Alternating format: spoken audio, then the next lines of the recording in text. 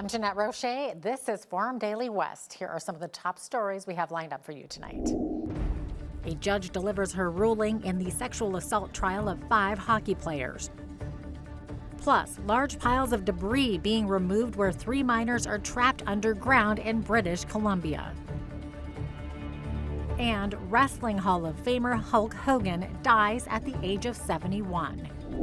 Thanks so much for joining us. Today in a London, Ontario courtroom, 5 players from Canada's 2018 Junior World Hockey team were acquitted on charges of sexual assault by Superior Court Justice Maria Carroccia. The players were met by protesters outside the courtroom when they arrived for sentencing. The judge found Michael McLeod, Dylan Dubé, Carter Hart, Cal Foote, and Alex Formenton not guilty of sexual assault. After winning gold medals at the World Juniors in 2018, the players were accused of having non-consensual group sex in June of 2018 with a woman known only as EM, but the judge ruled the Crown did not prove its case and EM's evidence was not credible. Judge Carroccia spent roughly 5 hours laying out her analysis of the case and reasoning for the verdict. She also found McLeod not guilty on an additional charge of being a party to the offense of sexual assault. While delivering her ruling, the judge said the complainant had a, quote, tendency to blame others for her inconsistencies in her story, including police officers and her lawyers in the civil lawsuit. None of the players spoke to reporters outside the courtroom, but Michael McLeod's lawyer called the ruling a vindication. Kara Levinson is a lawyer with Strategic Criminal Defense in Lethbridge and says she's not surprised by the not guilty verdicts. She says the issue of consent was clearly front and center in this case. And while the Me Too movement opened up some very positive conversations about the issues of consent, the law is still the law. It's one of the cornerstones of a democratic society to everyone having the right to a fair trial, the right to a lawyer, the right to present evidence, and also to confront witnesses in their trial. So if we lived in a society where everybody, not just women, but men who make complaints of sexual assault, if we were to just believe them at face value and prosecute accordingly, that's not democratic. That's not due process. The judge in this case actually alluded to a very well-respected judge in Ontario. Her name's Justice Anne Malloy. She's a Superior Court judge in Ontario. And she commented in one of her sex assault trials that believe the victim actually has no place in a criminal trial. We can listen to the victim, we can consider their evidence, but to believe them at face value without giving the accused people their rights, according to our Charter of Rights and Freedoms, that's unconstitutional. And that brings us to one of the fundamental principles in law and one of the most important constitutional rights of an accused person is the right to be presumed innocent before proven guilty. And so we have to get to that road to prove them guilty before believing a complainant at face value. And I believe that there is a way to balance the rights of the complainant and the rights of the accused person. In the case of the 5 hockey players acquitted today, the Crown has 30 days to file a notice of appeal in which they would have to point out legal flaws in the judge's reasoning.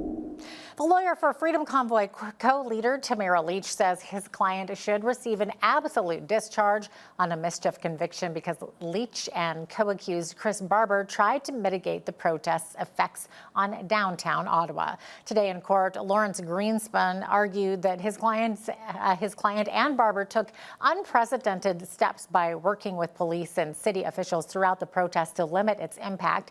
Lich and Barber were both found guilty of mischief in April for their roles in the 3-week demonstration against vaccine mandates and other pandemic measures in late January of 2022. The Crown is seeking a prison sentence of 7 years for Lich and 8 years for Barber. Barber's lawyer is also seeking an absolute discharge for her client.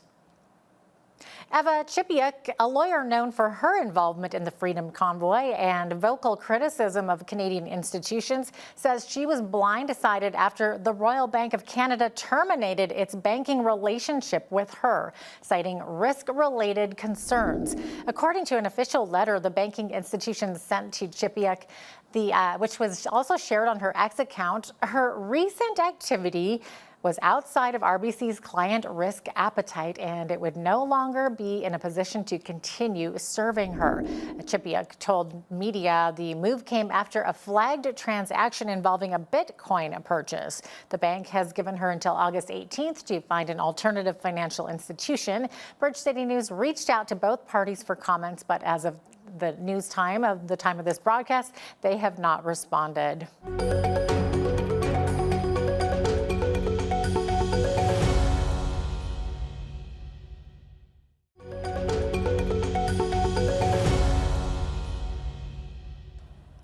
A remote-controlled scoop has begun removing a large pile of debris to try to free 3 workers who are trapped at the Red Chris mine in northern British Columbia. The operator says the pile of debris is up to 30 meters long and roughly 8 meters high. It says the workers were trapped Tuesday after 2 rock falls, but they have enough air, food, and water for an extended stay. The miners' communication was cut off after the second cave-in, and crews are now trying to make contact with the workers again. The parents of a Calgary toddler who pleaded guilty to manslaughter in his 2021 death will each spend 6 years in prison. Sonia Pasqua and Michael Sinclair entered their pleas last year in the death of Gabriel Sinclair Pasqua. The 18-month-old died from an infection and head trauma after suffering major burns to a third of his body.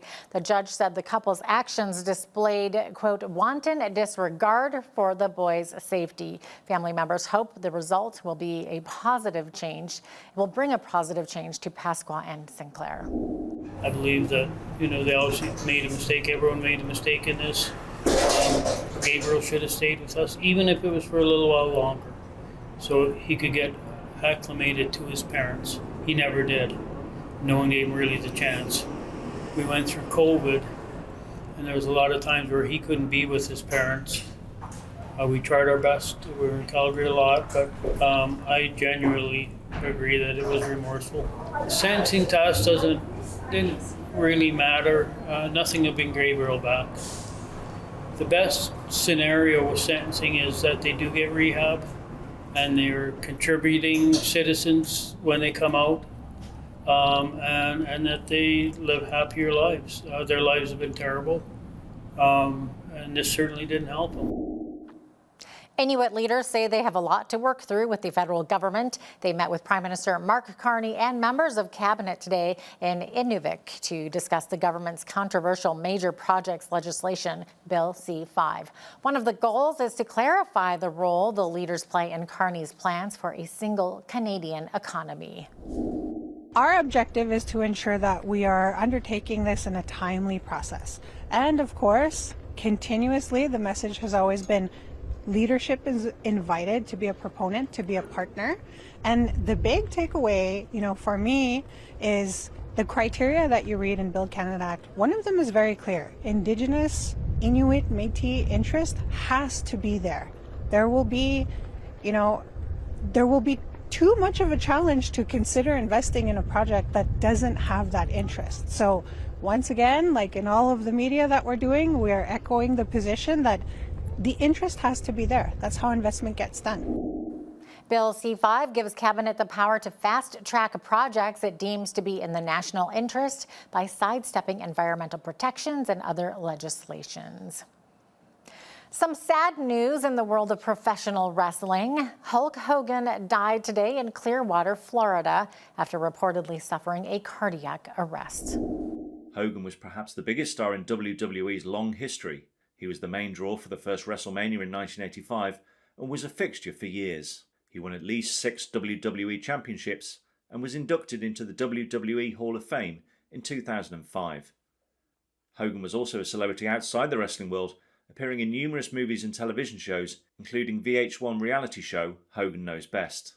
In a statement posted on X, WWE said, "One of pop culture's most recognisable figures, Hogan helped WWE achieve global recognition in the 1980s.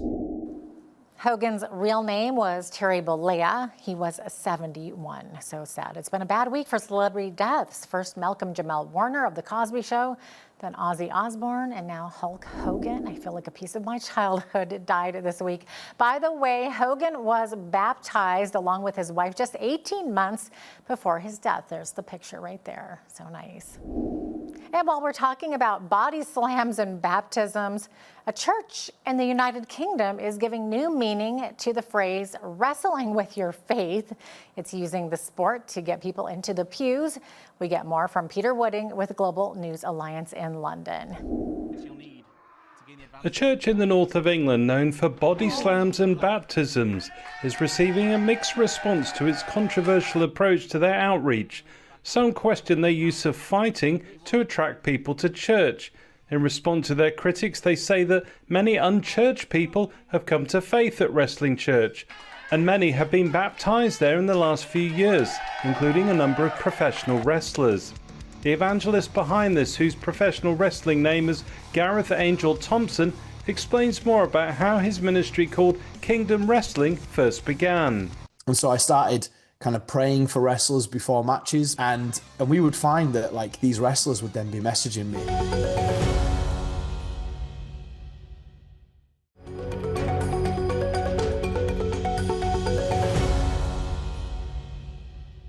Here locally, for commuters in Lethbridge, the city has begun bridge rehabilitation work on Whoop Up Drive today that will result in lane closures and detours until the end of September. Westbound traffic will be redirected around the two inner lanes that have closed for work.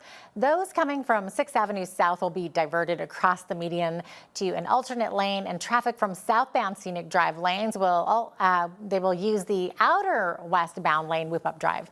The northbound Scenic Drive exit to Whoop Up has closed for the duration of the work. Additionally, the Whoop Up Drive exit to northbound University Drive will not be accessible to westbound traffic coming from 6th Avenue South. Drivers are asked to follow all postage signage and speed limit changes. The rehabilitation work is part of the city's capital improvement program, which follows last year's rehabilitation work to enhance the long-term safety, reliability, and durability of Whoop Up Drive.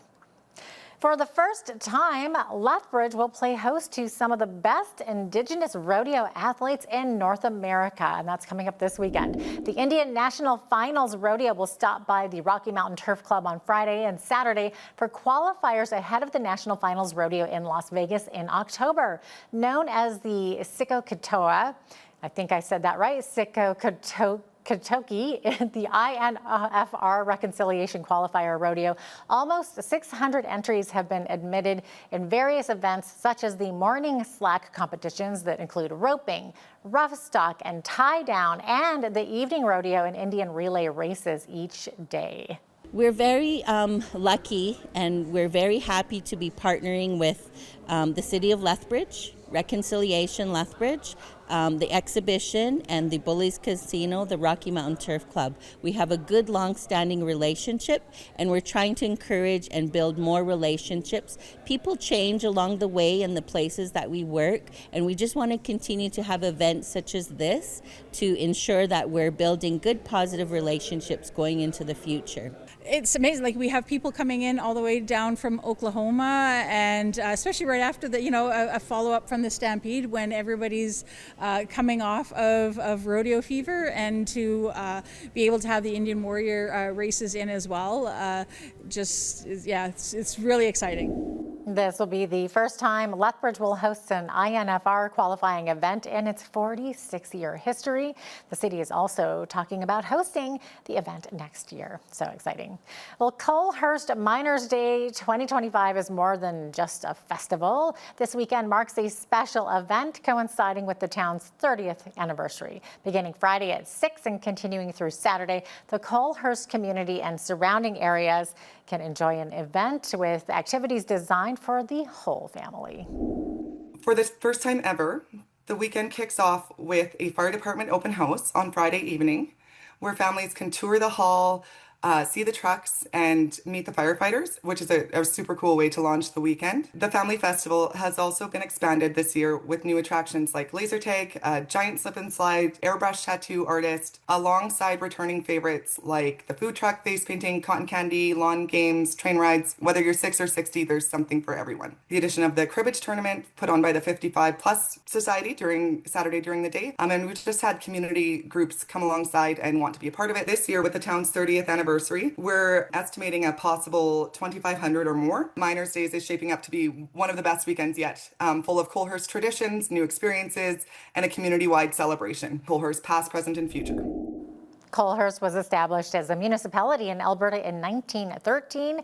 By 1935, it was a thriving coal mining town of 1,200 people, but a mining disaster that killed 16 workers changed everything. Following the tragedy, the mine was shut down and businesses and residents left, leaving a virtual ghost town. Reincorporated in 1974 and redesignated as a city in 1995, today Colehurst is a thriving rural community of nearly 3,000 people. Incredible. Alberta is paying out $143 million to Atrum Coal in exchange for the company ending its lawsuit and surrendering land back to the province. An online notice by the company says it received just under $137 million last week and will receive a further $6 million after some reclamation work is completed. The lawsuit was one of 5 lawsuits launched against Alberta over its coal mining policies. The lawsuits claim Alberta effectively expropriated their land in 2022 when it slapped a moratorium on new coal exploration and development projects. That came 2 years after the companies had been encouraged to buy land and leases for coal mining projects. The government has since flip-flopped again, lifting the moratorium earlier this year.